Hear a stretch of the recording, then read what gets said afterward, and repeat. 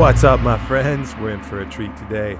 I am here with Mikal Vega, who is a former Navy SEAL and has been on the front lines even since he's gotten back in helping veterans, helping spread awareness. And I just can't wait to get into your story about this massive problem that we have and some of the solutions that you're pioneering to help correct what's going on with the troops after they come back from war.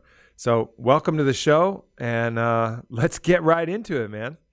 Hey, thanks for having me. For sure. So tell us a little bit about your combat history and kind of your story, what you went through, and because that's always a good place to start. Yeah, I'll try to keep it brief. I joined the military in '89, and I went into the explosive ordnance disposal community. That is basically your bomb squad. Mm-hmm. And I stayed there for about 9 years in support of SEAL platoons and stuff like that. And I really was drawn to that more aggressive side of things, I'd say. And I think there was a lot of influence from my father. He was a SEAL as well. And so I went to SEAL training when I was 28, and that was class 224. Went to SEAL Team 8 and pretty much stayed there for an extended period of time for about almost, almost 11 years. Mm-hmm. And I did multiple tours, Bosnia, Haiti, Albania, Zaire, Iraq. I went to A lot of people don't even two know that tours we in were doing Iraq. anything in those countries. We're like, what were you doing in those countries? We didn't even know. Oh, just not much. Not much. Just hanging out, catching some different Not foods, much. some street vendors, trying some spicy Checking out the stuff. local smash sandwiches. Indeed, we get it. But then 2 tours in Iraq, and that's where all the action happened. First tour I was the shift leader for the number 2 during the interim democratic elections. Mm-hmm. And to get a break from that, we'd go do direct action missions and stuff like that. And I got hit by a roadside IED that first deployment. It wasn't. It low ordered, meaning it didn't function completely. So I was in the turret of a Humvee, and it just slammed me over to the side of the turret, knocked me unconscious for a little bit. Woke back up, and some dude's punching me in the leg, and I'm like, "Stop hitting me!" He's like, "Well, answer me. Are you okay?" And I'm like, yeah, Man. yeah, I'm good." And we, got off the X and just kept going forward. Well, when I got back, like my back started locking up, and I got like this really bad earache. Nobody could see anything wrong with it. None of us put 2 and 2 together at the time. And it was so after a few weeks, the pain started going away, and and when I say pain, it was intense. Yeah, I don't It think was I really don't think a intense. SEAL says pain unless they actually mean it. So I think we Yeah, get it you was, there. it was pretty bad. And so like yeah, it was bad. So let me I just stop you. kept Let me going, and stop you right slowly started to go away, and I kept going on about my business and operating and getting after it. Second tour in Iraq, we was a lot more combat heavy than the first tour. I mean, there's a couple of little things the first tour, but the second tour was like dream come true deployment for an operator. And it was when I came back from that one that I started to notice some issues. Mm-hmm. One of which was I couldn't sleep for 4 days at a pop. It was Wow.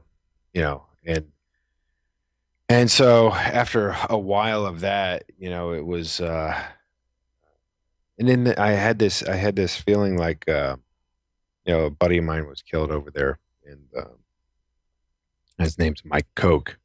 he was my swim buddy in SEAL training. Swim buddy is somebody who goes through the training with you, and you got to stay side by side and learn everything about the individual. Become closer than like family members, basically. Right. They know your strengths, your weaknesses, and bolster each other up. But and so he got killed over there, so that was a heavy blow for me. We've lost a number of SEALs over there, and 3-1 hits hard, but this one was like, the knockout. And had a really hard time with that for a long time. Still comes up, obviously. But so one thing led to another, and I just started to. I was starting to spiral down. Start drinking, start, doing all these other things that don't really help you. You think that it does at the time, or at least I did,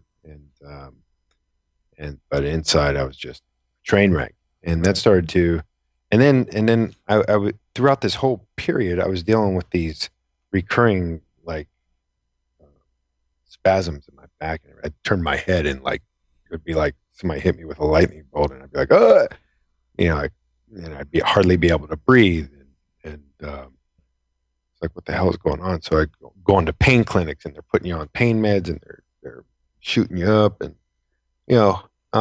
all those things start to have a synergistic effect, and and it really started to come to a head near the end there. That it seems like it was like the perfect storm. There was financial issues. I had to take emergency custody of my son because his mother abused him, and and in order for me to do that, I had to step out of my SEAL platoon that was getting ready to deploy again. I had guys that were, I was the platoon chief at the time. I had to basically choose between the two, and that was very difficult. It's basically like choosing between your two families. Right. Which one do you want? And so in order for me to get custody of my son, the state told me that I had to take a desk job. And the only place there was one was on the West Coast. So we moved over to the West Coast, and that's where the physiological symptoms started to show up. I lost, my upper right pec started to atrophy. I was like taking hard rights, like I'd get up and I'd lose my balance and I'd fall down, and like ridiculous stuff. And so I went in, and they go, "Oh, it looks like you had a fracture of your neck, C6." And and I'm like, "Huh?" And they go, can you think of anything that might have happened? I was like, "Oh yeah, I have an idea." Yeah, maybe when they blew me up, that might have. There was a little IED blast that might have helped that along. Yeah. But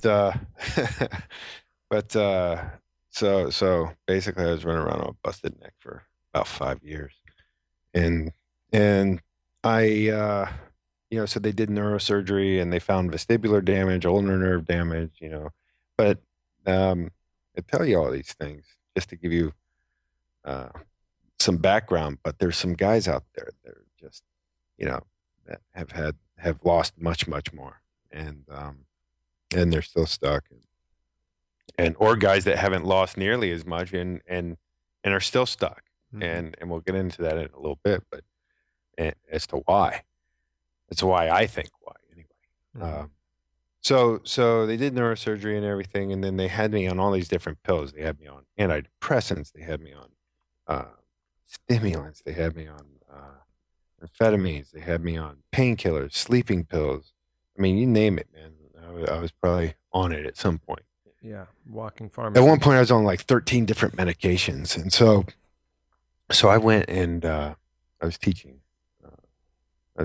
demolitions out at San Clemente Island, and they I got off the plane, and like I started going to like self-diagnosed, of course, cardiac arrest, because I like everything was closing in, and I couldn't breathe. I had chest pain. And then all the students ran up, and they're like, "Chief, you okay?" And I'm like, "I think I'm dying." Like, what do you want us to do? I was like, nothing. Let's just get it over with. And it was really a sense of relief that I was feeling at the time. It's just, that's where I was. Yeah, things were that bad. It was that bad. And then I went and laid down, didn't die, obviously. And you had a greater purpose, my friend. What's that? You had a greater purpose than that. Absolutely, absolutely. And that's what I come to realize as well. And so what happened was I finally started to feel something. This whole time, going through this whole thing, it was like I was completely devoid of emotion, except for like the occasional bout of rage. And it was, I started to feel this feeling of rejection, or like I was cast aside. And I know that's not a reality, but that's how I felt. And it was like, and then I also felt betrayed, betrayed by these psychiatric industries that take like 45 minutes, give you a diagnosis, pump you full of these, poisons basically, and send you on your way just so they could put a feather in their hat. Are all psychiatrists like that? No, I don't think so. But that was my experience with the ones I encountered. Sure.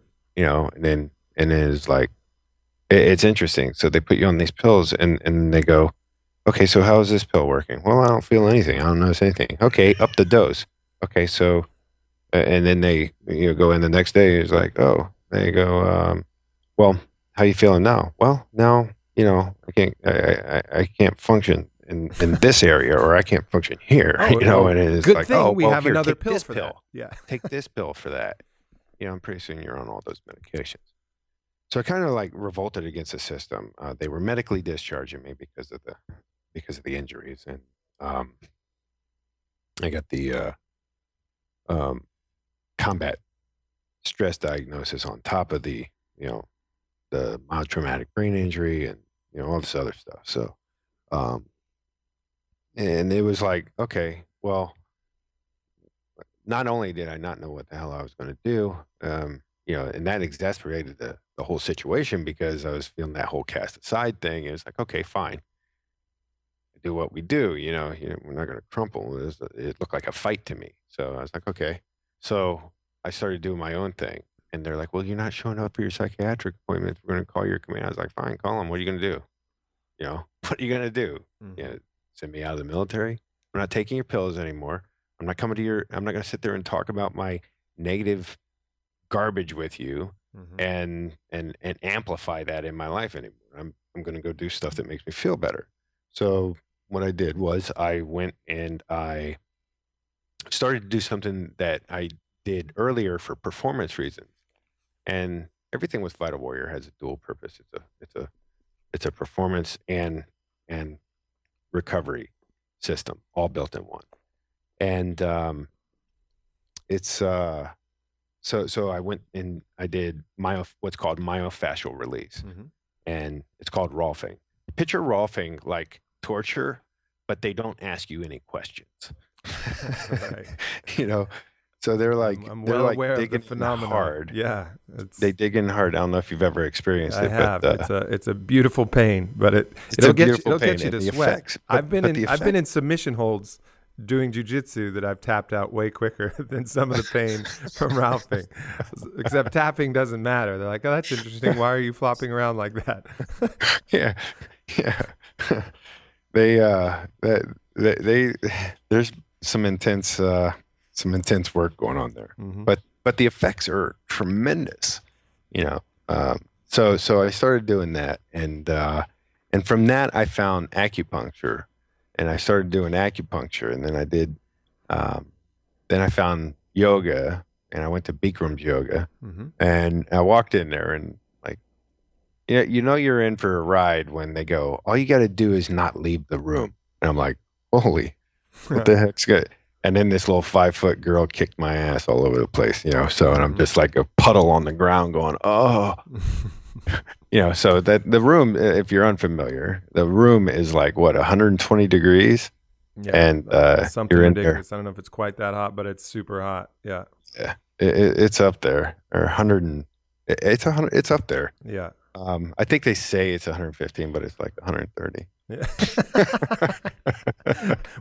It's like the wind chill factor, but it's like the stinky feet factor in a yoga room. It increases it by 15 degrees.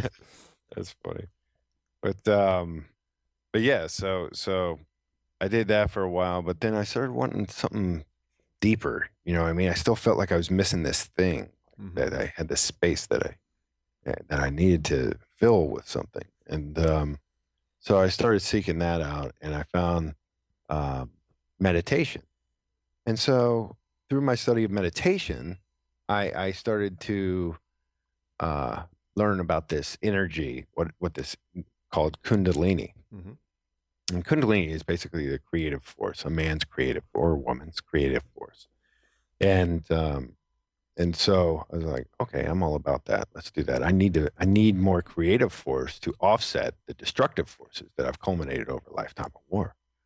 And so I started looking at this. There's this yoga out there called Kundalini Yoga.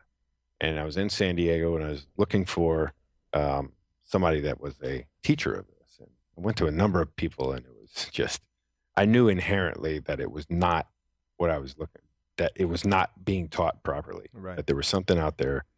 And so I went, and I eventually got out, and we moved up to LA, and, because I wanted to pursue my acting career, which is, I've been extremely blessed in that aspect as well. But so I got up here, and I'm going to a voice coach, and he's got a beautiful singer, and she comes out. I was like, wow, you sounded incredible. And I was like, how come you're not, where are you performing? And she's like, no, I'm a Kundalini yoga teacher. And I'm like, oh yeah. Why are the Kundalini yoga instructors blazing hot? I don't know. That's it's like a worldwide phenomenon where Kundalini yoga instructors are 9s or 10s. Well, I can tell you why. It's because of the energy that they're cultivating. It's not just their look; it's their projection. Yeah, it's the aura. Yeah. So he goes, "I'm a Kundalini yoga teacher," and I was like, "Oh yeah, sure, you're a Kundalini." I've heard that a million times, and she goes, "Yeah, you should come to my class. It's at the Kundalini Yoga studio up here." And I go, "What? There's a Kundalini Yoga studio?" Now I'm like interested because it sounds legit. They got a studio. All right, I'll go check it out. I go in there, man, and I'm laying there, and they're doing this. They do a gong at the end, and I hear, believe it or not, I hear this voice that goes, "You're going to spread this energy across the world." And it was like, it startled me. Like I like look, and I'm like looking at him. And there was nothing there. And I was like, holy, wow. Okay, this is the stuff. And I got up, and I was like, I couldn't drive for 2 hours afterwards because I was just like so high. That's the only thing I can say. I was just so high on whatever energy came through. I went up to the teacher, and I go, hey, I want to become a teacher. This is my first class. And I was like, I'm supposed to become a teacher. And she goes, well, you don't want to come here to go to teacher. You want to go see Hadi Jivan. I was like, okay. She literally did the Jedi mind trick thing on me. She even waved her fingers, I think. These aren't the droids you're looking for. But so I go, okay, I want to go see Hadi Jivan. And I go into Hadi Jivan's class. Another place. It's in a whole other place. And we sit down. Never talked to this person before in my life, right? He starts the class, and we start this first thing called Breath of Fire. And he stops, and he looks at me, and he goes, you're going to spread this energy all across the world. What? I was like, what? Oh. You guys are tuned into the same frequency. Yeah, I was like, damn. So I've been doing it ever since. I became a teacher. It became the core of what Vital Warrior is today. And so I teach veterans classes here in Los Angeles. It's free for veterans, and we do a number of things in the Southern California area as well. We'll get into that in a minute. But and so that whole progress, what has happened is that I've learned that, and this is important for any other veterans that may be listening to this out there, wherever you're stuck or whatever you have experienced. And I know this may be difficult for some, Some may already be well beyond this. I'm sure there are. But you have been given these life experiences to incorporate into your life. The problem with the psychiatrists and the system in trying to address the effects of combat-related stress is very multi-layered uh, in the way that they're going about finding an answer. First of which is that they're trying to get you to be the way you were before those experiences, which completely robs you of the opportunity to incorporate those experiences into your life and thereby creating a power that you never would have had otherwise. So, in essence, those experiences are blessings because they give you, without adversity, there won't be any change, because it's only by pushing through that adversity and overcoming that you have lasting change in character, change in projection, change in mental capacity, change in physical capacity, whatever it is your goal is or whatever your path you've been set upon. The only way that you're going to progress along that path is by persevering through adversity. So one of my favorite quotes is from Carlos Castaneda, and he says, "For the ordinary person, everything is a blessing or a curse. For the warrior, there are only challenges." yes, absolutely. Absolutely. So, and that's what I also found is that, so another thing with the pills is that there's no exit strategy. They put you on the pills and there's never an exit strategy. Sure there is. Your liver will fail and you'll die. That's the exit strategy. You'll go away. And speaking of dying, 22 veterans a day are killing themselves. Why is that? I think personally, because of where I was, I think that it has a lot to do with those medications they have us on. Mm-hmm.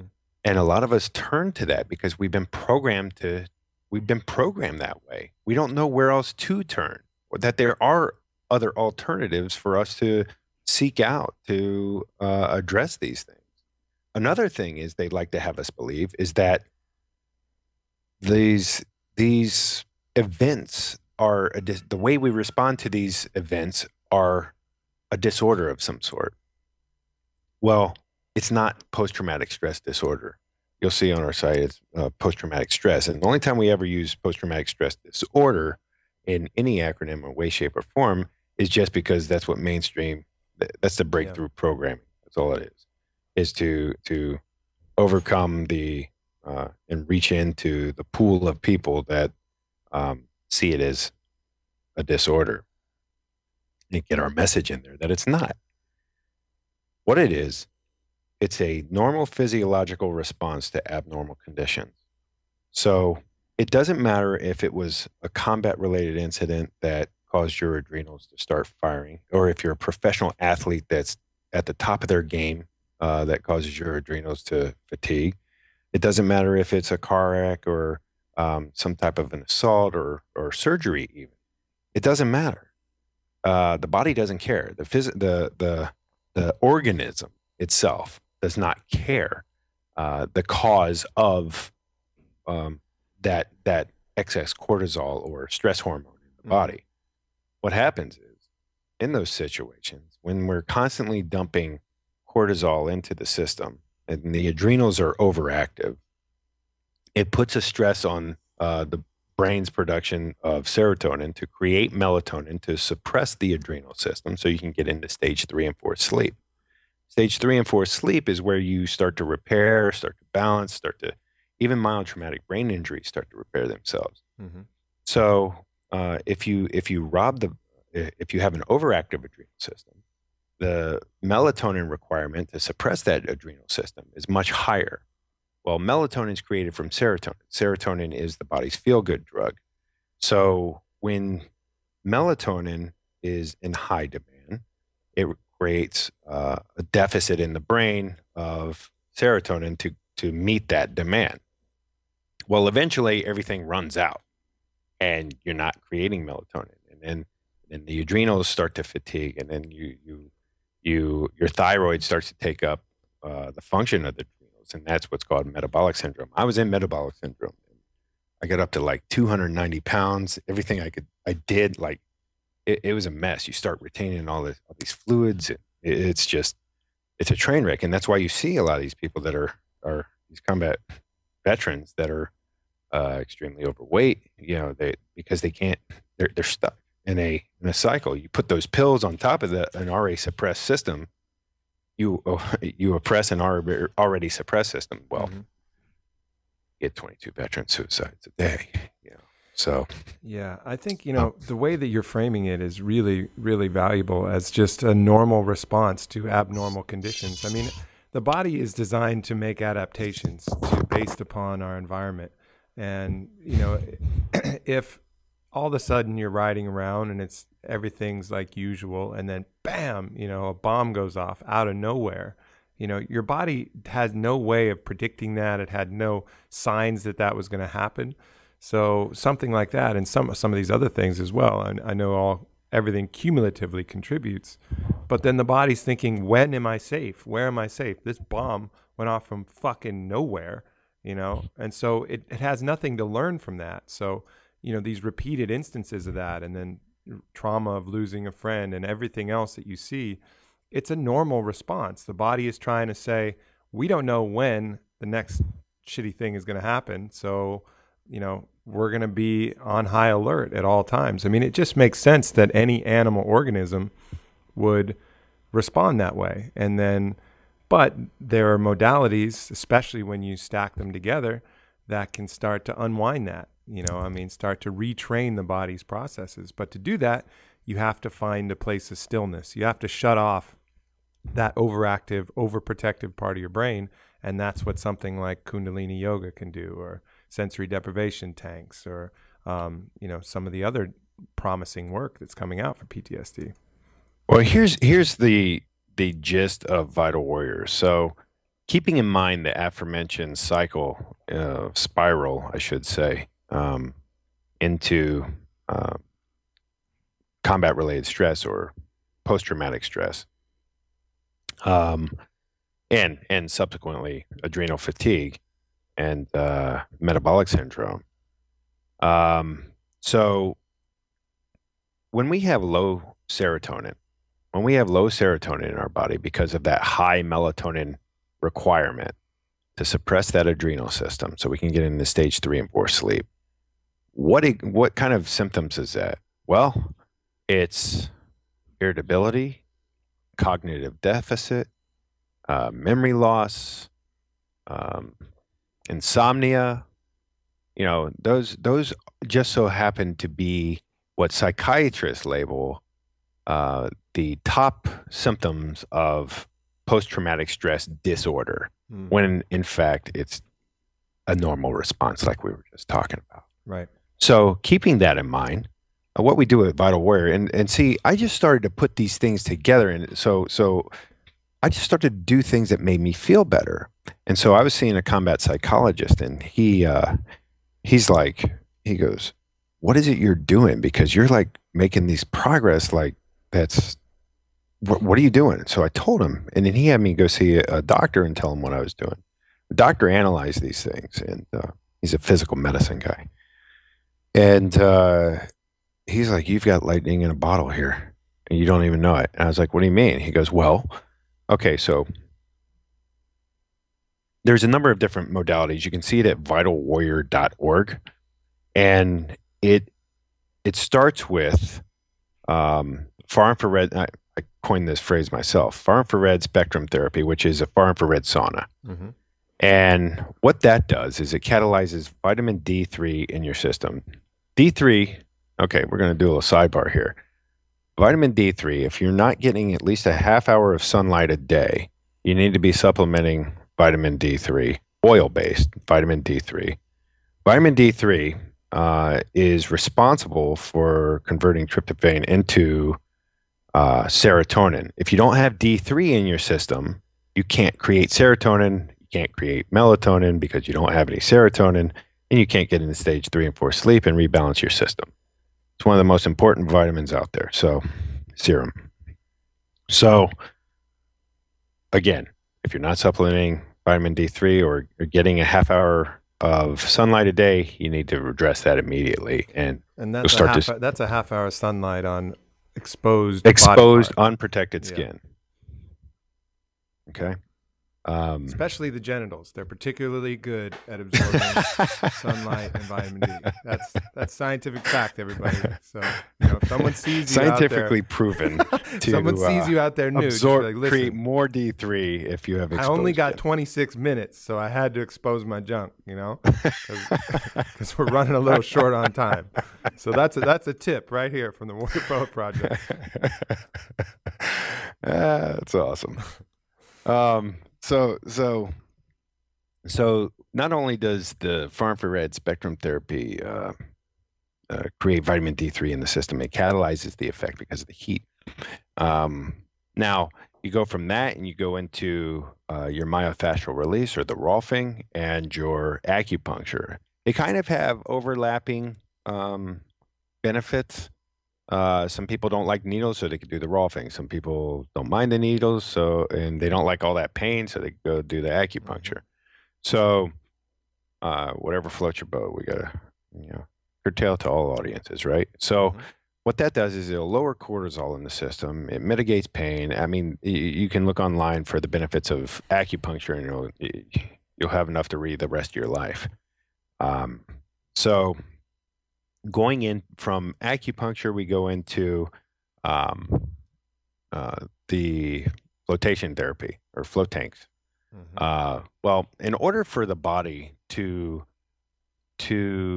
utilize that vitamin D3, you have to have magnesium in the system. And where can you get that? Well, let's see. You're floating in a magnesium sulfate solution of 800 to 1,000 pounds of magnesium sulfate in this sensory deprivation tank, which, by the way, reducing outside stimulus helps heal myotraumatic brain injuries.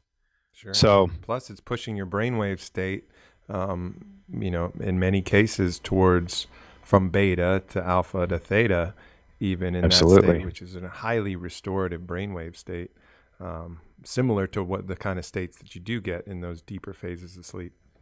Yeah, absolutely. Absolutely. That's why, an hour in a sensory deprivation tank is like 3 hours of REM sleep. So it's great. Don't do it before you go to bed, though. Yeah. Otherwise, you'll be awake. You're going to be up all night. But it's incredible. If you haven't experienced it, I highly recommend you go do flotation therapy. It's phenomenal. I can't speak enough about it. I believe Joe Rogan is a big proponent of that as well. Our audience is pretty well versed in that. Our company on it is, we have a far infrared in our facility here in Austin. We're invested in a float tank company. We're going to be coming out with our tanks from Zero Gravity Institute. We're huge proponents of all that. Also cryotherapy and a few other modalities. Myofascial release, you're talking everything except for the acupuncture, which I've done personally myself, but everything else are all modalities that we recommend kind of constantly to everybody to go through that protocol. Yeah, I see an alignment in the future when we open up our first center in San Diego. Indeed, indeed. But yeah, so you put all those things together, you have an all-inclusive reversal of that spiral. So you can start ascending the staircase instead of going down that spiral staircase. And for me, what I've learned is that it wasn't cost.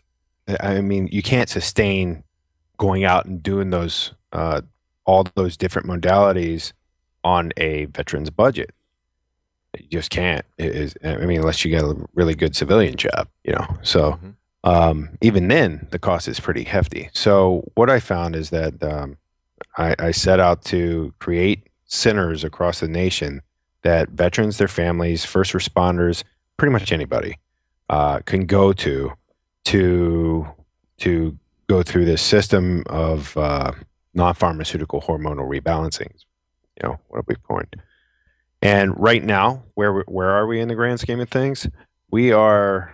I was going out and I was asking all these investors, and we're not for profit, so there's a lot of asking for money, and doing all this stuff, and what I found is there's a lot of talk in the situation. There have been some extremely generous donors out there that have enabled us to carry out some small functions, but not to the type that where we can, establish these facilities. So what I did is I started to just teach and get involved with these veterans communities in the Southern California area, but we want to do a lot more.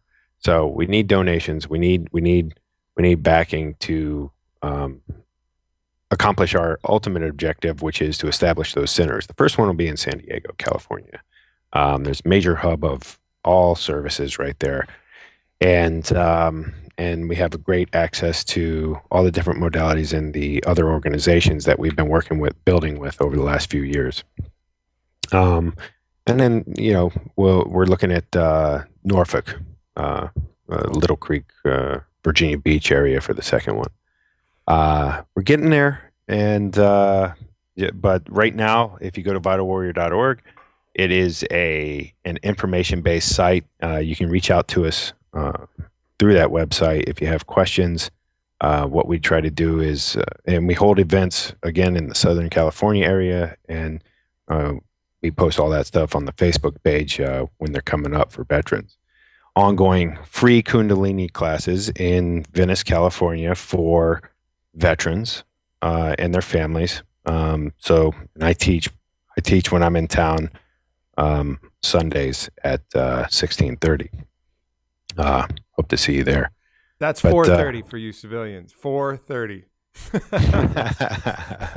Yeah, come in and Kundalini Yoga. A little bit about that. So if you don't do anything else, establishing a good Kundalini Yoga practice doesn't cost you anything, and you can start meditating. That's free. You just need to learn how. And we've got stuff online. We've got, we're putting we're doing some web TV stuff through the Rama Yoga Institute, and that's ramayogainstitute.com. And there's free online Kundalini classes for veterans. There's and that base of classes is getting broader. And so all you do is you find something that resonates with you, and you do it every day. Mm-hmm. And through that dedication to your practice, you're going to start opening up pathways, and through opening those pathways, you gain an awareness. Kundalini Yoga is also called the yoga of awareness, and what it is you become aware of what the subconscious landscape looks like, and where those obstacles and negative thought projections are that are broadcasting without you even knowing it, and then it'll afford you the opportunity to tear those apart, go around them, and install programming and projections that serve your true purpose. And I guarantee you, once you find what that purpose is, that's half the fight right there. Knowing what that purpose is. Once you find that purpose, and you start driving towards it, you will, all that other stuff that is plaguing your life will begin to fall away, and the cosmos will bend its will towards you achieving that purpose. I am a walking, talking example of that. In a relatively very short amount of time, I've had great success in my acting career. 3 years I've been out of the military, and I've been extremely blessed to have discovered what that purpose for me is, and that's to spread this awareness through film and television. We have a film that's getting ready to hit the streets. Just came back from Sundance, called 9 Line, and it's an awareness type film about some of the things a veteran can encounter when everything goes wrong after war. And it's a raw, in your face look at what can happen if we let these things get out of control, and it's a plague that's hitting our nation hard and heavy. 22 veterans a day are killing themselves. And that's just from the 38 states that are required to report. So that number is probably more around like 36. So I use film and television to combat those types of issues, and it's been incredible. I can't begin to articulate how grateful I am at having discovered this, and to be quite honest, for having gone through the things that were merely preparation for what I'm doing now. Mm-hmm. If you look at it that way, So, but everybody's got that story. Everybody out there has that story, and when you're looking for that purpose, it will be in the realm of creativity always. I don't care what it is. You could be making baskets. I don't care. You can make but you will be creating in some way, shape, or form. Right. If it's that's what we are at the very true. Root. We are creators when we're in line with our purpose. We like bringing things into life, facilitating that process. So it makes sense to be birthing something into the world. That's what gives us our greatest fulfillment, whether that's something tangible like baskets or whether that's something intangible like joy, awareness, any of these things, birthing an idea into the world, that generally is going to feel the best for people. And I also wanted to, kind of touch on, we've talked a lot about veterans, but this process applies to everybody, not just veterans. I mean, veterans have a particularly strong challenge ahead of them based upon what they've had to experience. But everybody has, maybe not everybody, but almost everybody has some degree of post-traumatic stress, whether it's emotionally related from something that happened with your parents or a lover, or girlfriend, or with business, or however that is, something that they haven't looked at with the light of consciousness in the right way to be able to move past, some trauma baggage that they're carrying. And then, many of us are facing these adrenal burnout symptoms and these stress symptoms from not managing this kind of constant level of stress that's through our life. And I know that's a battle that I fight daily as well as, CEO of a pretty big company. That kind of management of stress is one of the most important things I can do. And it's a variety of modalities. Yoga is a great one. Floating is a great one. Training is another one that can help when done in the right way. So many of these things can contribute, and so you don't have to be a veteran to follow this path and take up this opportunity. That's absolutely correct. We just start with the veterans community because of that, for the obvious reasons. Yeah, where my heart is and everything. The need is the strongest. It's also our defense. You know what I mean? So this isn't just a recovery system. This is also a performance-based system. So if you are a competitor, if you're in any type of competitive type environment, this simply makes whatever you're doing better, infinitely better, I might add, and it will accelerate that success without a doubt. Think about it. If you can pull somebody from the jaw, if somebody can pull themselves from the jaws of hell, think about what it'll do if you're not even there. Right. It's just going to launch you even further into your purpose and whatever it is you're seeking to achieve. Another one of the modalities that you may not have heard of is called tension release exercises. It's developed by Dr. David Berceli, and it is a phenomenal way to discharge stress from the system in a relatively short amount of time. Immediate effects when you have a successful session. And what it is it's a simple series of 6 exercises that allow you to create what's called a neurogenic tremor in the body. And through that mechanism, that normal mechanism within the organism, it discharges stress via the central nervous system. So how does it work? Well, it's you can look on vitalwarrior.org and see some amplifying information about it. But if you look at anybody that has experienced a traumatic event, or even animals, that are terrified from somebody trying to tag it, they shoot it and they sleep, and when they get up, their legs are starting to twitch, and or after surgery, if you experience surgery, you're like shaking after the surgery. That's called a neurogenic tremor, and that's the body's normal way of discharging stress from the system. Well, we tend to shut that down, like we got to knock that off, especially in the warrior mindset.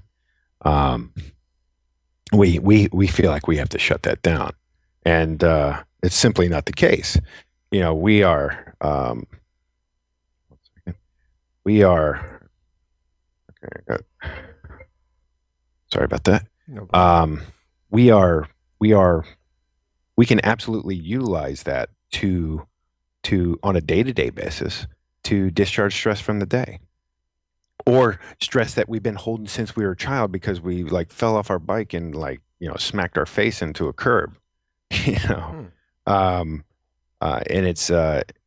it's incredibly powerful. And so what's the gist of it? Is just yeah. So what happens is you basically, after you do these exercises, you lay down in the posture, and you're completely relaxed. And what happens is you start to experience what how like your legs shake when they start to get tired and everything like that when Right. you're doing squats or something. And well, what happens?